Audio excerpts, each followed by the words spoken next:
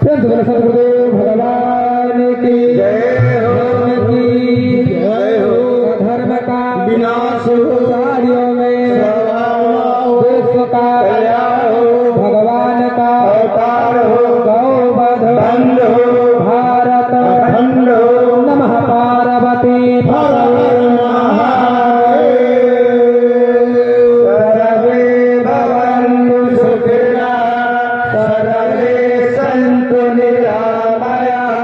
Survey भद्राणि पश्यन्तु मा कश्चित् दुःखभाग् भवेत्। ॐ शान्ति शान्ति शान्तिर्भवन्तु।